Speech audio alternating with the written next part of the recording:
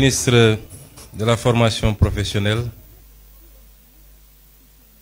Monsieur le Président de l'Agence japonaise de coopération internationale, Monsieur l'ambassadeur du Japon,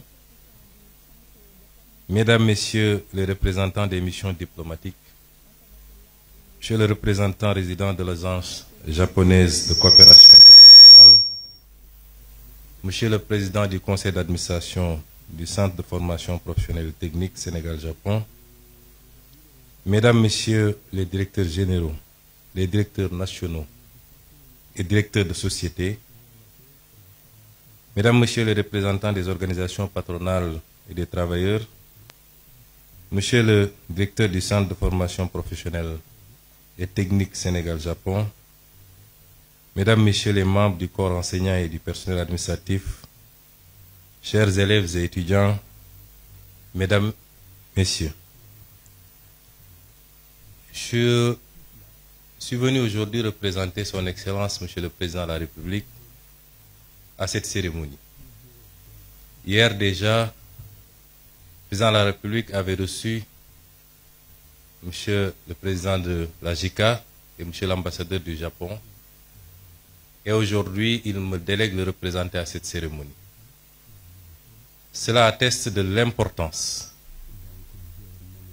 que le gouvernement du Sénégal, et en premier le Président de la République, accorde à la formation professionnelle, mais plus singulièrement à cette institution importante qu'est le Centre de formation professionnelle technique Sénégal-Japon.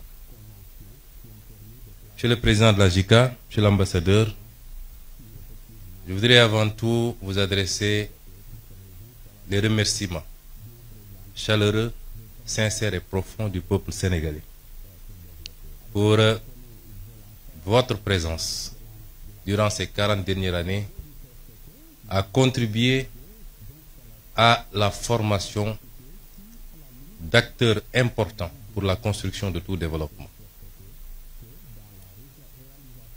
Monsieur l'ambassadeur, vous avez résumé la situation telle qu'elle se présente pour nos pays. Vous avez dit que le Japon, ce que nous savions déjà, ne disposait d'aucune ressource naturelle pratiquement, et qu'il a pu compter particulièrement sur un facteur important qui est le capital humain, pour être aujourd'hui parmi les 5 économies les plus importantes du monde. Cela doit nous interpeller, nous, Africains et nous, Sénégalais,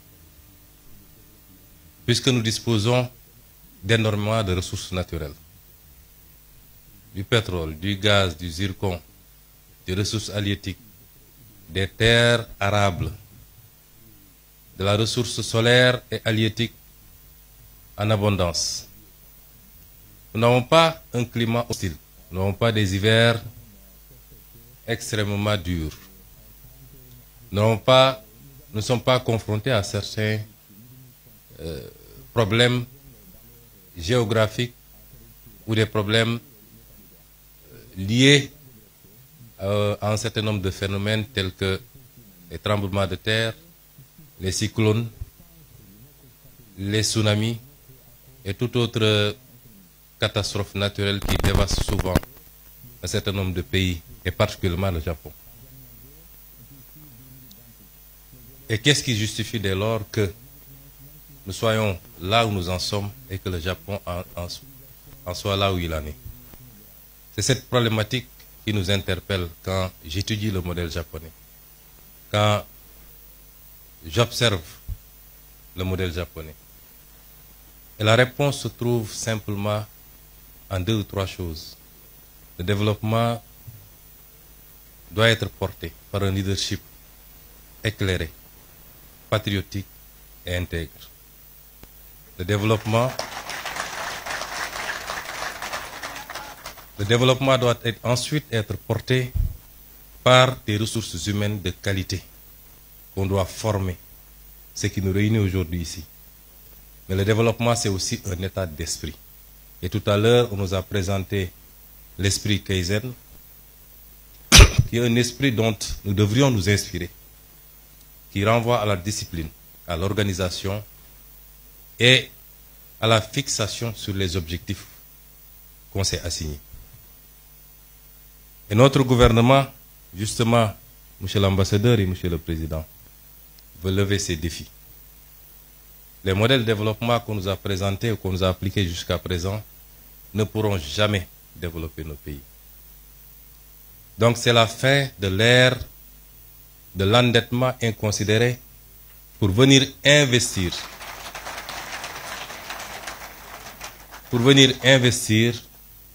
dans des projets qui n'ont aucun rapport avec la construction d'un développement endogène et souverain.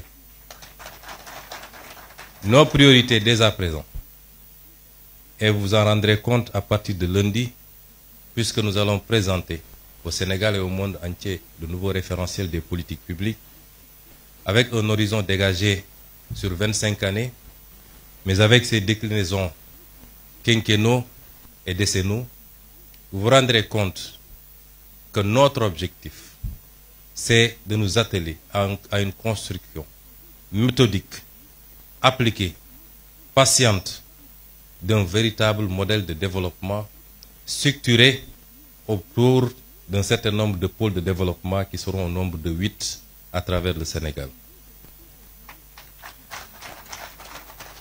Et nous voudrions que la coopération avec tous nos partenaires soit circonscrite désormais autour de ces impératifs. Et à ce titre, je pense que le Japon est largement en avance, puisque le modèle qui nous est présenté ici est justement le modèle qu'il nous faut, qu'il faut dupliquer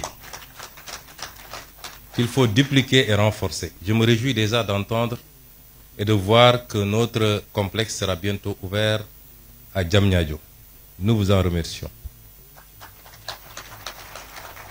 Mais il est souhaitable, toujours avec la coopération japonaise, que nous puissions ouvrir autant de complexes, à défaut de le faire dans toutes les régions, du moins dans les 8 pôles de développement, pour accroître la chance de tous les Sénégalais, les jeunes Sénégalais, de pouvoir bénéficier d'une formation de qualité chez eux et de pouvoir contribuer localement à construire le développement endogène au niveau local d'abord, au niveau des pôles, puisque c'est la somme des résultats obtenus en mettant en compétition les 8 pôles qui nous permettront d'avoir un résultat appréciable au niveau national.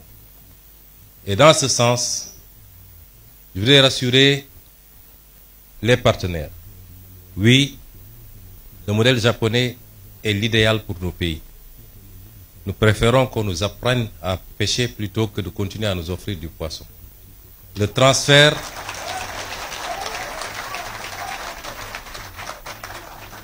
de technologie par la formation qualitative.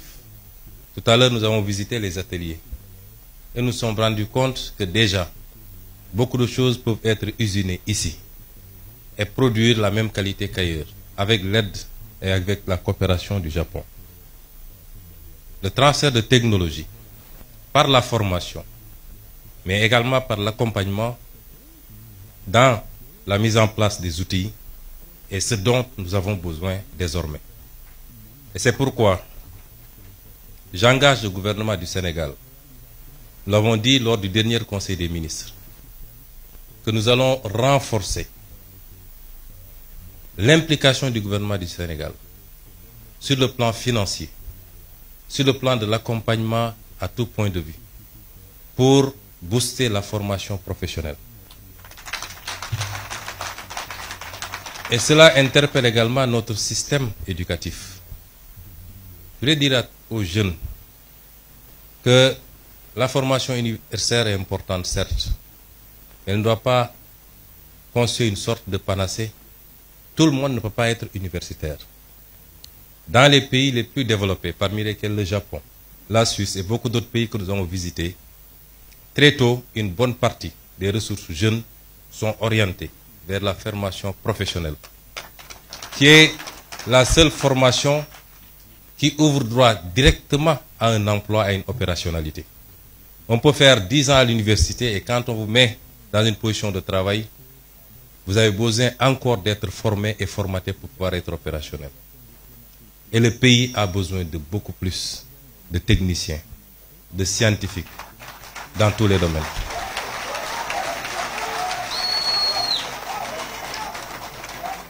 Et c'est pour rassurer également les élèves étudiants que nous ferons le nécessaire avec tout l'accompagnement qu'il faut pour que vous puissiez pousser le plus loin possible, notamment le cycle d'ingénieuriat,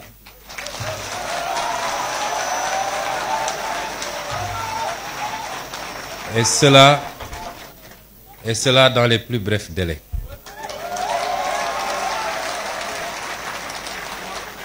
Je ne voudrais pas être long dans ce discours. Je voudrais simplement dire au peuple sénégalais, au-delà des félicitations à nos partenaires japonais, parce que tout ce qu'ils ont fait, ils l'ont fait avec altruisme, puisque c'est des dons. Nous les remercions chaleureusement encore une fois au nom du peuple sénégalais.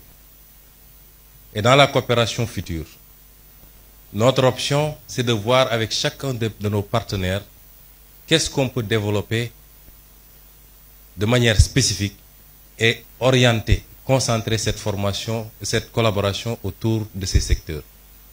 Et dans le domaine de la formation professionnelle, pour la technologie, les sciences de manière générale, le numérique, je crois qu'avec le Japon, nous avons de belles perspectives. Mais ce que je voulais dire au peuple sénégalais, pour conclure, c'est qu'un peuple ne se développe que par lui-même. Savez-vous que nous avons fait récemment un exercice de vérité pour dire aux Sénégalais ce qu'il en était. Certains ont crié au loup en disant que nous aurions dû mentir au peuple sénégalais pour éviter de nuire à l'image du Sénégal. Nous ne sommes pas dans cette relation avec le peuple sénégalais. La vérité sera dite, quelles qu'en soient les conséquences, mais pas pour nuire à l'image du Sénégal, pour lancer un message très fort au peuple sénégalais. C'est que ce qui nous a conduit à ces situations, c'est qu'on a souvent voulu se cacher derrière notre petit doigt et éviter d'affronter les réalités de face. Les modèles de développement qui ont marché ailleurs et qui sont pratiquement identiques compte tenu des réalités et des spécificités socioculturelles sont les mêmes qui développeront ce pays. Et ce modèle, c'est compter d'abord sur nous-mêmes. Notre note a été très légèrement dégradée. Nous attendions beaucoup plus. Pourquoi? Parce que même sur le plan international, les partenaires ont salué l'exercice de vérité. Mais si notre note a été dégradée après, notre développement ne dépend pas du financement international. Il dépend de nous, de nos capacités à nous fixer des objectifs, à mobiliser toutes les ressources endogènes. Et Dieu sait qu'on n'en a pas mobilisé encore le 5e. Et seulement, mais alors seulement, toute aide internationale, encore que c'est rare de parler d'aide, puisque c'est souvent des dettes, viendra simplement en complément. Et ce message, nous devons le comprendre parce que si aujourd'hui le Japon, qui n'a aucune ressource naturelle, qui a vécu ce qu'elle a vécu lors de la Deuxième Guerre mondiale, a su en être à ce niveau, c'est parce qu'il a appliqué cet esprit, ce modèle, cette combativité, ce don de soi pour sa patrie, mais cette croyance fondamentale en lui-même et en son peuple. Je vous remercie.